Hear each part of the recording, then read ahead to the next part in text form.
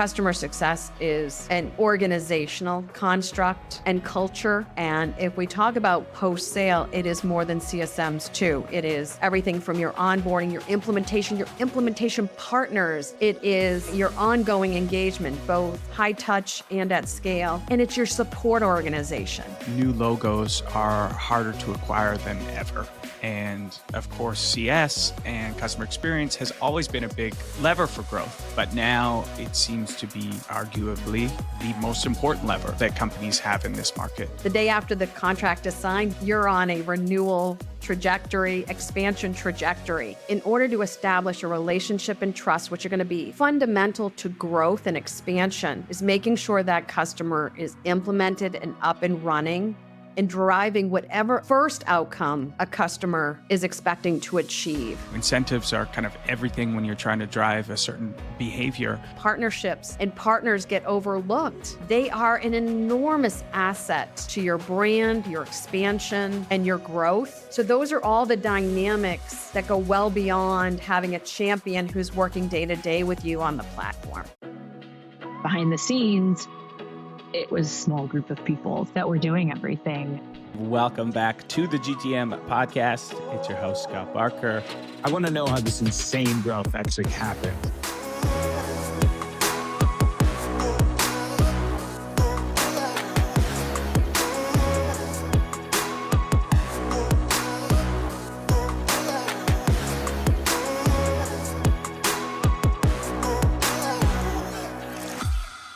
The revenue tech stack is messy right now. All the leaders that I'm talking to are reevaluating their stacks really from the ground up. Do we need 10 different solutions? What were we even solving for in the first place when we bought this piece of technology? Was it a ZERP era nice to have, or was it a need to have for our entire revenue team? If you are one of those leaders, I would recommend that you take a look at Apollo. Maybe you think you know Apollo. Maybe you've taken a look at them in the past. But I personally looked under the hood recently, and if your goal is to reduce and simplify your tech stack and have best-in-breed data layered in with AI, they would be at the top of my list. There's a reason that Rippling and Stripe both just recently switched over, and we worked with their team to create an interactive demo page, which you can check out at www.apollo.io/GTM. Almost all I hear these days is we need to figure out how to best leverage AI in our sales process and how can we consolidate and simplify our tech stack. With Apollo, I believe you can accomplish both. So again, check them out for yourself at www.apollo.io/GTM. Hello and welcome back to the GTM podcast. As always, you've got Scott Barker here and joined by just a fantastic guest. Couldn't be more excited for this one. I'm joined by Kim Peretti. Kim, welcome. Thanks for having me, Scott. It's good to be here. Well, I can already tell from some of the little prep that we did for this episode that it's going to be fantastic. So I'm excited to dive into it with you. I'm a total dork for everything go-to-market, and I feel like we don't have enough customer success leaders on the podcast. So when I get to talk to one, I'm super excited. Just quickly, I always like to do a brief bio for our listeners. So Kim Peretti comes with over 25 years with customer success experience across the tech industry. Her most recent role was as Chief Customer Officer at Klaviyo. I think everyone listening to this podcast probably knows the success Klaviyo has had over the last few years. And Kim really transformed the entire customer success organization during a period of hypergrowth and played a key role in preparing them for its IPO. And prior to that, she was also the Group Vice President of Customer Success at DocuSign. Again, we all probably use DocuSign almost every day, or at least every week, if you're listening to this podcast, or hopefully anyway. And, extensive background, including leadership positions across companies like Adobe, Click, Symantec. It's been cool to dive into your background, and it's how were you able to pick such good companies is my first question as a VC. Like you kind of nailed it going through. I go way back, right? Yeah. Even to PeopleSoft, Hmm. which is I'm dating myself. But if we go back, that was like the Salesforce of its time in terms of culture, innovation, and what they were doing in tech. Uh, I worked for a small partner in Boston, and they relocated me. And I just heard about their culture and I applied and I got into PeopleSoft. And I think that was the trigger because the network uh, I created with a number of people there is where was like the launching off place. So worked for an amazing company. That was an amazing company with amazing people, created friendships and professional relationships that have I've seen now through 25 years. And so I ended up at Symantec because a friend and colleague of mine was there and said, I think you should come over. Um, and then when I was went to DocuSign from Adobe, it was because my former boss was over at DocuSign and said, we're going to transform this business, and I think they might go public. This could be an interesting experience. So I went over there. So I've been fortunate to, I think, be in the right place at the right time, meet the right people, nurture those relationships, do a good job, and then through reputation and network, be blessed to be brought into some of the best brands in the industry. Yeah. Well, as a ecosystem-led fund, and a red thread through my whole career has been community. Yes. It's great to hear that kind of come through in your career, and if those folks are listening that are maybe earlier in their career and feel like maybe they're not having as much impact as they want yet, what you're doing right now really matters, and people around you It are does. watching, and They are. do everything you can to Yeah. perform at the highest level. I will say to that, many years ago, I went through a program, a women's program, and the former dean of Harvard Business School was one of the main stakeholders in that. And she told me something that changed my trajectory. And she said, you need to understand the unwritten rules of an organization. How does it operate? And then really kind of shop the halls. And what I mean by that is um, find people to cultivate a network within your organization. Have coffee with them and make it part of your job, not because you need something from them, but you're building relationships. And I have done that my whole career. When I was at Adobe, we had a couple on campus in San Jose, we had a couple of different cafes. And I would sit in the cafe 3 days a week, and everybody would come through there. And without doubt, I'd sit with somebody uh, and have coffee or breakfast on a regular basis that I didn't necessarily even work with. Or I'd get introduced to someone, and the next time I'd see them, I'd say, join me for coffee. So if you're early in career, regardless of whether you're working in an established company or you're a founder and you're developing your network, make that part of the rigor of developing yourself and your trajectory. Hmm.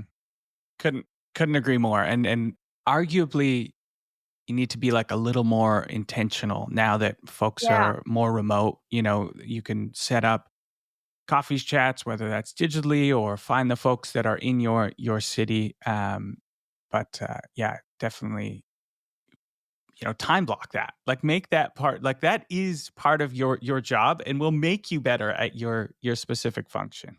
That is correct. And you'll be surprised how much it works. But I always said I would mentor or be mentored, and both would get, in these networks you develop and these relationships you develop.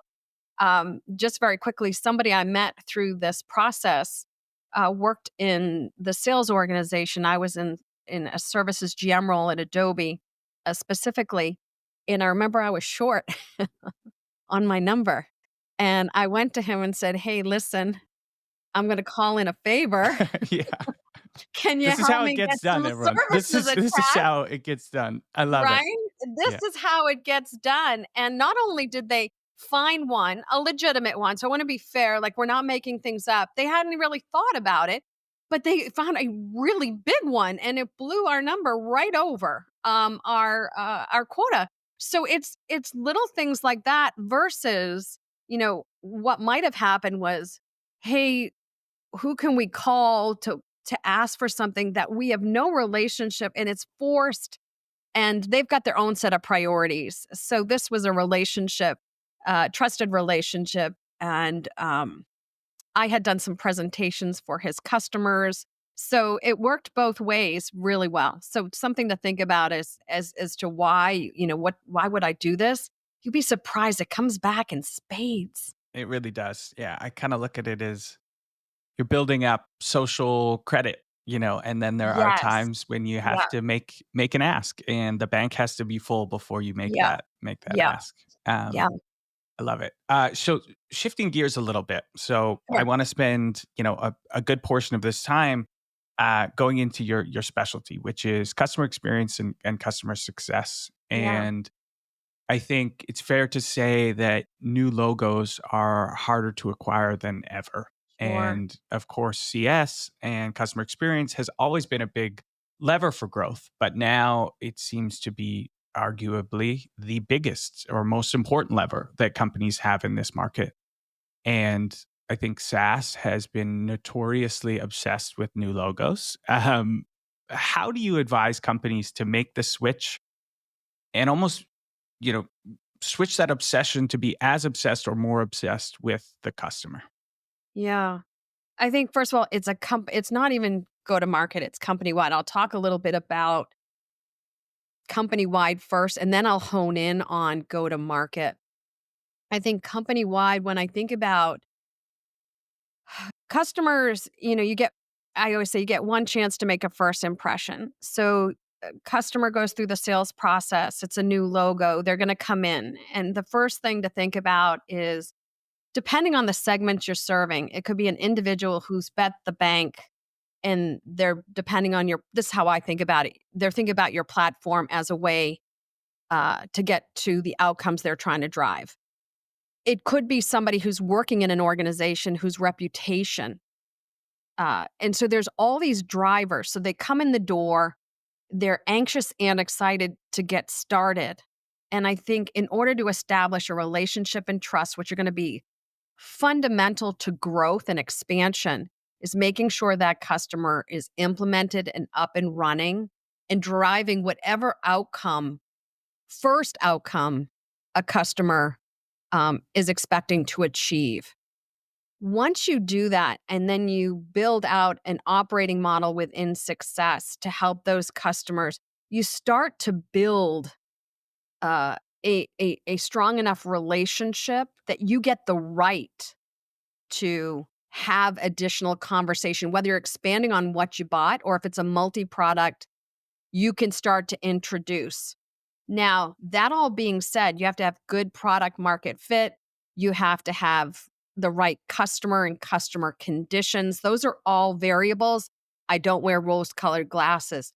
But fundamentally, you'd be surprised how broken it is between the sale and those first few critical moments. There's a correlation between the sale and the onboarding and implementation to the long term success. So, getting that in place. And I think what's happening in the industry is uh, companies are seeing that correlation as the data becomes available and realizing that the connective tissue between what we promised in marketing, what we sold in sales, and what we deliver in success are connected. So I was just talking to somebody yesterday who's on the sales side, and he was saying to me, I want my sales team to be more integrated with success. We sell it and then no one calls them ever again, right? So, important thing to start thinking about is new logos are great. Once they're sold, what is the handoff process? What are the core KPIs in terms of at Klaviyo, it was making sure customer got to their first revenue generated activity. So sold their first thing via email, via SMS. So whatever the thing is, but there's a first place, and then it's cultivating through with your sales team. So the other thing to think about is once you're up and running from a customer um, perspective and you're getting into adoption and what we would call optimization, what are the triggers or important data points that tell you a customer is ready and able? And then what is the construct between your install sales team, if that's how you're structured, and your success team? So you'll use jargon like a customer success qualified lead. Is your system like a Salesforce or a HubSpot set up so that you have this loop that says once they're in the motion and they're operating on your platform, your product, what kind of data do you have that helps both customer success and sales understand the conditions for those conversations? And then how does success help facilitate those as those trusted advisors? And I say that, and I want to qualify it for higher touch when there's a CSM. When there's no CSM, it becomes really a combination of sales and what I call at scale success. So again, providing the insights and analytics that we would have, at least at the last two companies that I'd worked at, monitoring cohorts of the lower end. So you're very small and small businesses, and then working where sales could pick up the indicators, the customers with those indicators, and go back in. So it's a very neatly knitted process that gets defined between marketing, sales, and success in order to cultivate the install growth. And that is really new. For years, it was kind of the drop off. Here you go, and that has changed. Yeah. Yeah, what I'm hearing is, this idea of customer experience. I think you can fall into the trap of, okay, that starts at onboarding. And what Yeah. I'm hearing from you is, that really starts at the first touch from marketing. And how is their experience with us from that Yeah. first banner ad maybe they clicked on in some newsletter campaign we're running, all the way through, to cross-sell, expansion, upsell. How do you get an organization all beating to that same drum? Because the other thing I sort of picked up on there is they can both really help each other. Whereas, like, of course, Yes. you need the new logos to come in so that you can have expansion opportunities. Right. But then what you learn in these expansion cross upsell Yeah. needs to flow back to the sales organization so that they can help inform them to close a new logo that looks a lot like this expansion Yes. opportunity. I would go back. So a couple of things come to mind. Uh, well, first of all, last company I worked for, I was blessed by an extraordinary go-to-market leadership team. Um, when I joined, they brought, sales and partnerships and international brought me right in, and we started to work cohesively. So you'll hear this a lot. First team principles, working as a team has to exist first, and the agreement that this is connected. And it sounds really fundamental, but I just did a webinar a week or so ago where somebody in the Q&A was like, there's this going on, there's pointing and there's blaming and there's silos. And so it exists out there. So first things first is ideally you've got an organization, and I was blessed. I had a CEO who felt like experience and success was everybody's. And then I had a first team who was committed to working with me and understanding the role that our organization played in all of our success. So that's number one. I think um, we worked closely with sales in terms of establishing a real cadence of communication and review. And we had later on, it didn't happen right away, but later on, we had shared goals. And this is a critical piece. Shared compensation goals really change the dynamic of how people work together. So there are a couple of things. One was clear and consistent communication, a cadence of interlocks where we would provide feedback. So sometimes there were things being sold that shouldn't have been sold and getting that back into sales, or getting themes on what we were seeing coming through sales for them to understand. But then it was also being aligned, even in our forecast calls, there were common accounts that we were both depending on to help with both sales and our expansion trajectory. And so the team would operate together in the particular territory they were working in to make sure those things were happening. But it required there to be a common variable in the compensation. So thinking about that, but I would also say, along with sales, is product. So my last two companies, one company, 1.2 million customers at the time I was there. And then at Klaviyo, it was about 156,000, 160,000 customers, many of those very small and small businesses. So for those of you that are serving the further down market, there's a couple of things. One is working with marketing on the messaging and the outreach through customer marketing in terms of continuing to share with them what customers may need in a self-service mode. It's content creation collaboratively of best practices. It's working with partner marketing to get them to help generate some of that. And then on the product side, it's really working closely with product in an interlock. So I had a voice of the customer program, and we would regularly take content and information we were getting from customers through NPS, interviews, support interactions, and we were bundling that up into the highest priority, often putting a valuation on that and bringing that into regular meetings with our product team. The whole go-to-market team would be there, but success really led that. So sales would get the insight, marketing would get the insight, and product would have the insight to understand, hey, we've got 2 or 3 things that our competitors are doing that we're not. We're seeing it consistently. We've got this much risk and this much opportunity. If we can get those on the roadmap, I think we can, eliminate X amount of risk. And I think we can go after these, set of customers worth this amount if we could get these things in short order. They're looking for them. So there's an operational construct and loop that has to be put in place, but not only with sales, but with marketing and with product.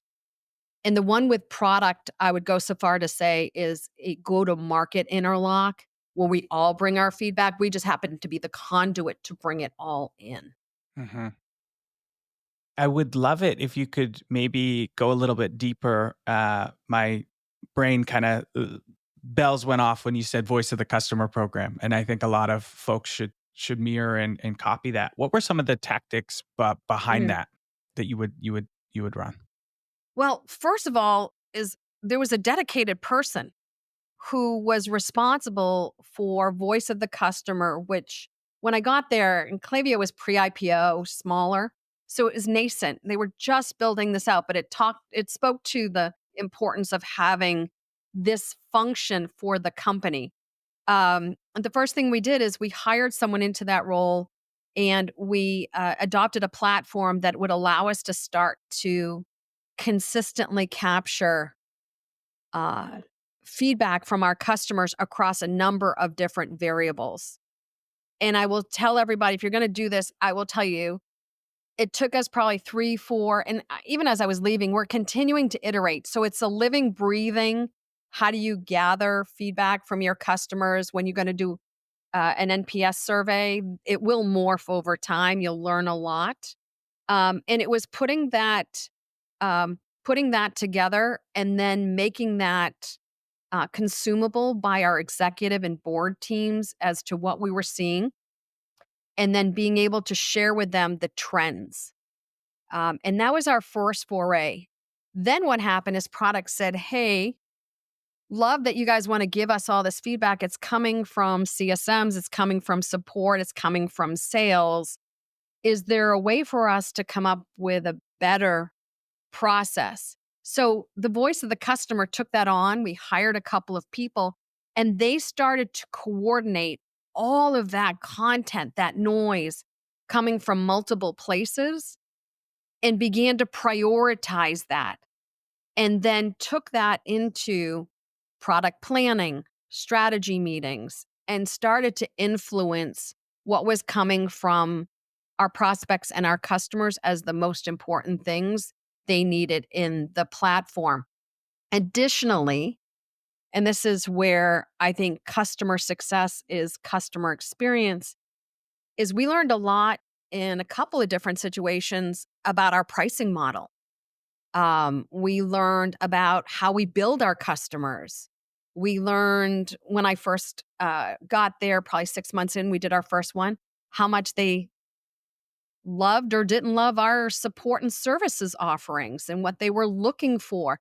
So you get a lot out of this, not only from a product perspective, but across multiple touch points. So pricing is not a success motion, but it affects the customer experience, which can affect trust, brand, and long-term relationship. And so it's thinking about holistically how that voice of customer gathers information about those touch points and then presents that um, in the right places at the right time. At Klaviyo, they did a phenomenal job. We had monthly and quarterly business reviews, and this would be part of what we reviewed and prepared also for the board. And we took it very seriously. Okay, this is what's happened. NPS has gone up, it's gone down. Here's where the friction points are from the last quarter. What are we do? Do we have things already on the roadmap to alleviate some of that? And if we don't, which ones of these should we get on there more quickly? And which ones do we want to wait on? And again, it could cross any aspect of the business. What was interesting is, you'd have CSM saying, oh, the pricing model or this other thing is causing friction. What's interesting is sales would often have the same feedback. So you build a momentum across go to market, which creates a louder voice as well for making the right priorities, identifying the right priorities. Yeah. I mean, it makes sense now why Klaviyo has so many raving fans and how intentional you were around, voice of the customer. And I think everyone should implement something like that at a certain stage. Of course, you have to get to like hire someone that's fully focused on that. But even in the early days, I feel like that is such an important role that you could probably introduce much sooner than like pre-IPO. Yeah, and you can, and it can be ad hoc. So the other thing to think about is I think about my experiences. Um, PeopleSoft, as I mentioned, was one of my favorite places, and it was ahead of its time. They were maniacal about talking to customers. So at the time I was running a training organization here in the Bay Area, and we had large training rooms. Everyone came in, partners, customers. Dave Duffield, who was the CEO, there were 1,200 people. When I left, there were 14,000, just to give you a sense, right? Yeah. So Dave would come down and just shop the halls, shaking hands, introducing himself, customer first, and making sure the experience of coming into our headquarters, feeling welcome and heard, remained with me. And then in subsequent companies, I've seen both good and bad. And what I would say is that there you really cannot overdo the over communication to your customers. It doesn't mean that you make every concession or you refund every customer, but you give customers good explanations and an understanding, even if you can't fix something, here's what's going to happen. Here's the time frame. And let's say, product doesn't figure it out. It happens all the time. So there's a bug or an issue. Having the company, uh, either if it's a large one, it's affected a lot of customers, or it's something that's specific to maybe a leading edge customer, is being really proactive and keeping them aware. So, hey, actually, we thought it was going to launch tomorrow. The fix is going to be another 2 days. In the interim, here's what we're going to try to do to help alleviate. It seems really fundamental. I've seen us in places I've worked not do that. Customers get surprised. They're having to reach out reactively to us. We're not being proactive. And again, it's more variables that create a dynamic for opportunity, or take away from opportunity. All of these things add up. And so I think those are incredibly important things to consider. And it goes back to what we are talking about earlier, which is customers sold something. What is the handoff like? What is the communication like? What can they expect? How do we celebrate? So at DocuSign, we introduced everybody to a website where our CEO welcomed everyone. And there was literally a walkthrough, whether you were large or small, that said, hey, everybody, here's what's going to happen and here's how to get ready and so forth. Some of those would then get a white glove as well. But it's those little things. And then it's once you're up and running, do you get a regular outreach working with lifecycle marketing? Is there regular outreach? What is the product release cycle like? When you communicate new features, do customers understand, A, what they are, but more importantly, why should they care? We get caught up in feature. There are all these great new features. Customers want to understand, what do they mean for them? Yeah, totally. That why behind everything is crucial.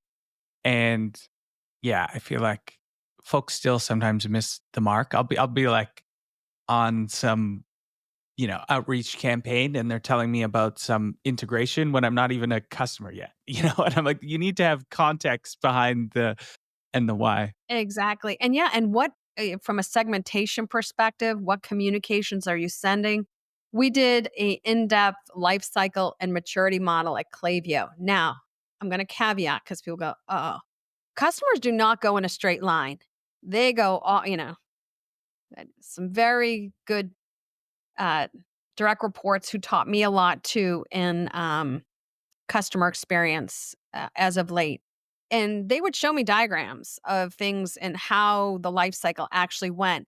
But fundamentally, the first thing they did before they could do that is, what should happen and in what time frame for very small, mid-market, and enterprise, because they're all a little bit different. And what are signals of maturity or lack thereof? And what is what are we going to do about it? And so for those of you that are thinking about developing, like, what do I need to develop, maybe in an earlier stage, is first of all, spend time with customers. You don't have to have to your point, you don't have to have a voice of the customer or an NPS program. First, go talk to customers and talk to them on a regular basis in all segments, regardless. We tend to talk to the large ones, but talk to the small ones. And then I think, secondly, is have your team, your leadership, actually walk through what it's like to be a customer on a regular basis, not just once, and define what is the life cycle and then what do you want it to be. And then how do you build your people, process, and technology into that? And no rose-colored glasses here, made all the mistakes. You're going to do that a few times. It's going to evolve as you grow too. But what I've seen happen is there is no plan. There's no true understanding. And people wing it because it's a small startup and we're scrappy. And you want to be. But if you don't start to lay the foundation I've been a part of this, you have to rebuild it. And it's better to get some of that in place if you can from the get-go. Yeah. Yeah. And I want to take us back a little bit to something you said, because I think it's a really important part of this motion. You mentioned shared comp goals. Incentives are kind of everything when you're trying to drive a certain behavior. Um, can you walk me through kind of what some of the shared comp goals look like at either DocuSign or Klaviyo? Yeah. So one of them was retention. Uh, so at DocuSign, while they were flipped, there was a percentage that was in sales, and there was a percentage that was in success. Successes retention was higher, and then there's expansion. And again, higher on the install sales AEs than it was on the CSMs, but they were shared and they were meaningful enough. So, a couple things. One is we didn't have 6 variables, we had 2. We had 3 at one point, and then to make them meaningful, we brought them down to 2. At Klaviyo, we had started the process of getting the growth team, as they were called, and our CSMs on this net expansion. So a shared net expansion. And that started to show up when we went to forecast calls, as I mentioned earlier. The only thing that was really different were the variables. And it is, as my colleague in sales at Klaviyo would say, there's some fine tuning. You don't want to overdo it on retention or expansion if those AEs also are generating new logos too. So it'll depend on how you're constructed, but finding a common set of variables, at a minimum at the leadership team and at the executive team, is paramount. And then as your business grows, bringing it down to the IC level. I think that's great advice that a lot of folks should take, as particularly around not having 6 variables, just keeping it clean. Oh, Have yes. 2. Everyone likes a simple comp plan. Yes. They're okay with shared goals, but you can't have too many shared goals where people feel like Yes. they're not in control. And the other thing I'll say, both at DocuSign and at Klaviyo, is there's this propensity to complexify how they get calculated, like simple as you can make it, with a good set of guardrails. Um, and so I'll give you an example. In Salesforce learned this. We learned it the hard. They told us and we didn't listen. Is for CSMs, with large that were on large books or in a pool, they should be on team plans. Um, there was pushback. It should all be on individual. You spend more time working through exceptions and book shuffles because people move, they have babies, they take leave of absence, they get another job, they get promoted. And so every time they move, you got to shuffle that book again, and it impacts. And then you've got exception process. I'll just say for success, uh, team is a much easier place to start. And some of the best have done this, like your Salesforce. So you get out of this daily or even weekly, monthly administrivia of the comp plans. I'll throw that out there as a lesson learned. That's a good lesson learned. And yeah, you think about even me as like a buyer. It throws me off every time I have a new point of contact, right? And so if I have a team around me and one of those team leaves, it's not as jarring for me because I still know Right. Cindy or Sam or whoever Right. it is. I still have that common person that I'm familiar with, that I have Yeah. that trust and that long-term kind of relationship with. And ideally, in that higher, I would say probably mid-market plus.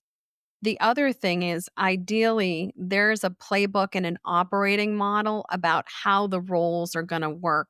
If you think about the number of people that will touch your account, sometimes there can be a lot of people in there. And so that's good and bad. One is ideally there's always some level of engagement continuing to nurture the customer. The day after the contract is signed, you're on a renewal trajectory, expansion trajectory. So who plays what roles at what times and under what conditions? Because having that will eliminate what we see a lot with um, somebody calling sales or a CS and saying, so and so called me out of the blue. I don't know why they're calling me. Or even worse is, oh, you're contacting me now. I haven't heard from anyone for 9 months and my renewals in 3 months. That actually happened to me on a customer success platform. And That's I was rough. like, the cobbler's kids have no shoes. I would not take the call, Wow. or the meeting, and I thought, "Bad practice, I haven't heard from you." I gave the feedback, I'm friends with the CEO, and they have a great platform, but that was not the operating model that he would have prescribed. So, it's making sure that at the higher end where you have people, that there's a defined way in which you're operating, and so if you're a newer, company, maybe just starting out or early days, is to think about your sales, your success, and even your partnership motion. I was really close with my partnerships leader at Klaviyo, um, in defining even just some simple playbooks of how you're going to operate, not only through the beginning with the sale and the handoff, but through the engagement. It will depend on whether you have a hunter farmer, whether the AE leaves completely and another comes in, which is the hunter farmer. Somebody brings in the new logo and then someone's responsible for expansion and cross sell, or they stay. So in strategic, they typically stay. But having those defined and then integrated in even into the tools you use, um, I think is an imperative. The other thing, not to promote too many tools, but one of the ones that we used prolifically at Klaviyo was Gone. It gave the whole account team an assessment, and you had it in, so you could get to it from Salesforce, but you had your notes, but the account team could go in and actually see what play had been run or what action had taken place, what the situation was, and take it from there verbatim from the customer. And they've got some great capabilities. So, some things to think about as you think about tools you're going to use too. Absolutely. Gong is incredibly powerful tool, and we're big fans. We've had Udi, their CMO, on the podcast before. He's a good friend and an incredible marketing leader. Um, well, Kim, this has been awesome, and thank you for giving us access to your brain. It is incredibly valuable for our listeners. I want to shift gears a little bit to a listener question, and I think this one's perfect for you. And we've talked a little bit about it, but the question is: I'm on my second startup, and I feel like last time we built this muscle too late. This is coming from a founder, by the way. How can we build a customer first mindset from the very beginning? Yeah. So, a couple of things are getting your engineering. So, typically, if your engineers and your product team are your first team, and some sales resources. If I make that assumption, I'm just going to make that's the assumption. Um, I think first and foremost is starting the interview and outreach to customers early and holding people accountable to do that. So you start to build the mindset that this is customer first. And I will tell you that is Klaviyo's recipe. Their CEO was doing that from their earliest days, spending time. So CEO down, right through your engineering, your product, and your sales team, spending time. And then I think it's about, depending on the size of your organization, um, and who you're going to serve, um, you will start to build out ideally in product, but also with your marketing team, um, some at scale motions that allow you to reach customers on a regular cadence with communication. but also start to think about bringing in some resources if you're at the higher end, um, to start managing some of those accounts. To start, I would caution because you will never hire enough people. It's just cost prohibitive. So my other recommendation is early on is how do you build a culture of customer first across the organization? Then think about how do you leverage capabilities that exist within marketing? How do you build in product? And then finally, how do you build out in your customer success motions like onboarding, education and community, and CSMs? Everyone thinks it's just CSMs, but the others, onboarding, community, education services, and support, are also going to help drive customer growth. They are. So that would be my guidance is it has to start with you founder first. Founder first. Absolutely. Get on again, time block. This is like the most high Yes. value activity you can do in the Yes. early days. I'll give you one tactical thing. So that's great. Thanks, Kim. That's the what, how. Yeah. The CEO at Klaviyo, he would sit down with his team and actually go through the feedback he received. He would we had a program where engineers and product on a regular measured cadence were talking to customers. So it's as simple as setting that up as kind of the first thing. Then all of the other pieces as you look at your investment, what kind of investment you're going to get, what kind of purse or pocketbook you have to start to build the people and the process in. But fundamentally, if you're a 10-person company or 20-person and you're trying to figure out how do I incorporate this culture, it starts there. hmm Yeah. Yeah. I think it's definitely possible to build it from the very beginning. It has to start from the top. It has to be Yes. very, very intentional. Yeah. I love that. All right, that brings us to our final two questions. I do keep these intentionally vague, so you can take them anywhere you want. The first question is, what is one widely held belief that go-to-market leaders still believe to be true today that you think is bullshit or no longer serving us? That customer success managers are responsible for all gross churn, right? That they will solve the gross churn problem. And the answer is um, no, they won't. And it is often multifaceted. If I can add another one, it's that customer success is customer success managers. And as we were just talking about, customer success is an organizational construct and culture. And if we talk about post sale, it is more than CSMs too. It is everything from your onboarding, your implementation partners. It is your ongoing engagement, both high touch and at scale. And it's your support organization. But the wild held belief that I think is becoming clear is not true is that CS is going to solve for your net retention alone. Hmm. hmm That's a really good one. I'm hearing like CS is not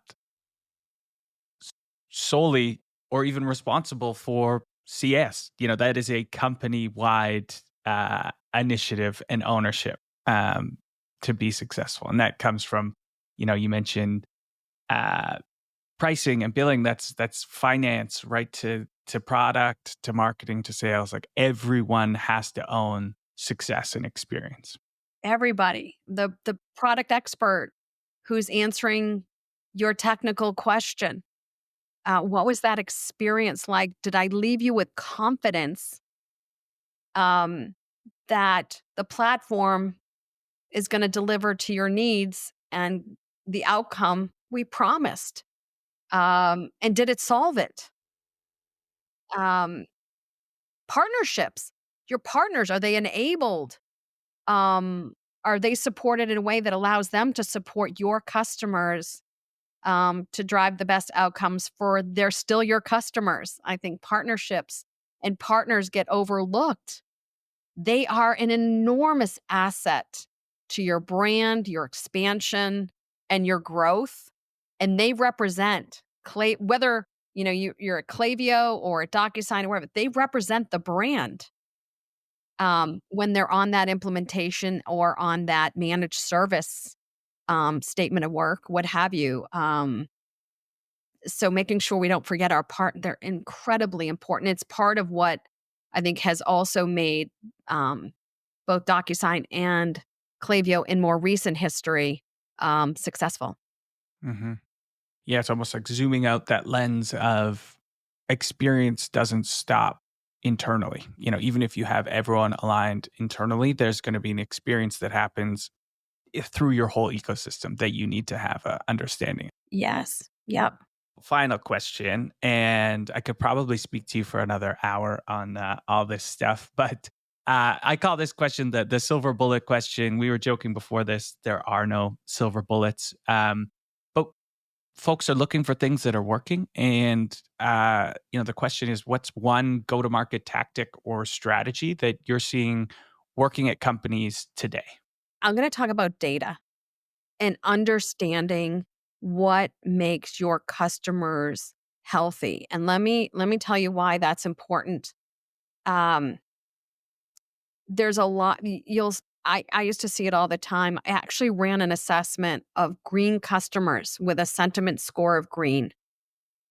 And they churned at a company I was at as much as customers who were sentiment red and or yellow. And it blew everybody. I remember it was an executive meeting, blew everybody out of the water. Sentiment score. So first of all, sentiment score is rubbish. Don't use it. It doesn't mean anything other than the people who are interacting probably are friendly with whoever it is they interact with. Not a good metric.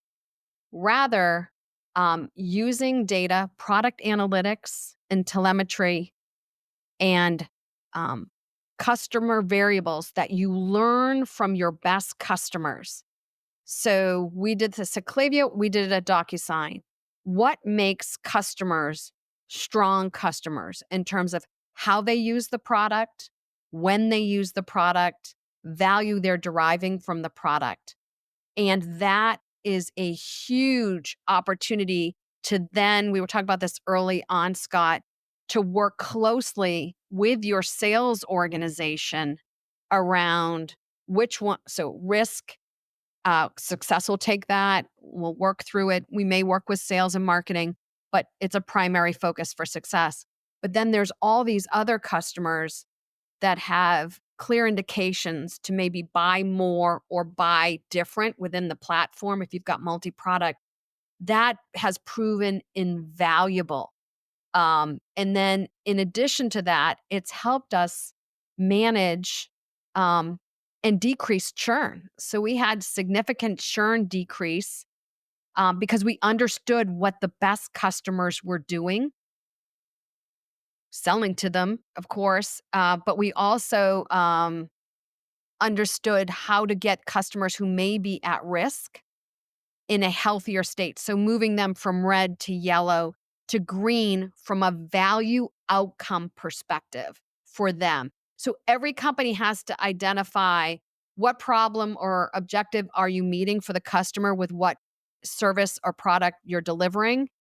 And then how do you measure that customers are actually getting that? And then that is really the silver bullet. I had somebody I was advising a week or two ago talk about, well, we just look at logins. And I said, that doesn't tell you anything.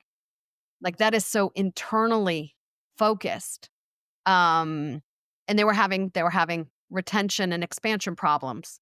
And I said, here's one thing. What I just described is a way to go. If you've got the data, get an analyst in there, double down. We used to call them power ups, power up with a couple of key people and a program manager, get that motion going.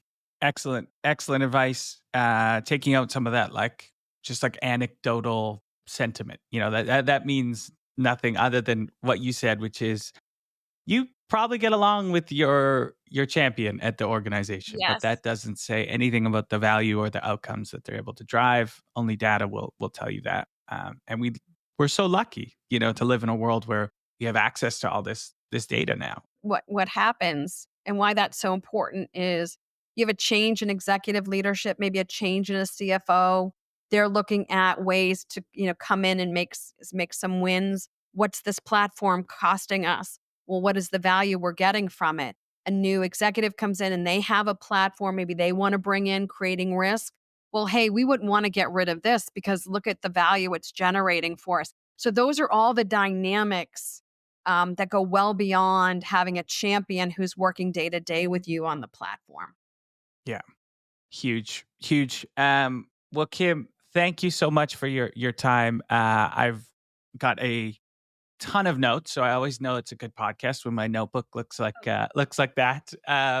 So thank you for all the insight and wisdom. And for our listeners, I say it every week. But listening is just one thing. Execution is something totally different. Hopefully, we gave you some ideas, tactics, and strategy to go and implement into your organization. And I guess last thing, Kim, if people want to continue to learn from you, are you big on Twitter, LinkedIn? Where can people follow along? Yeah. LinkedIn is probably the best place to reach me. And then from there, we could set up a personal connection via email. I belong to an organization called Pavilion, which has 10,000 go to market professionals. So that's another place. I'm in the Slack channel there. So feel free to reach out to me there too. Love it. Shout out to Pavilion. We love Pavilion, and Sam Jacobs is a good friend, incredible community to be a part of. It is. But Kim, thank you again, and we will see you all next week.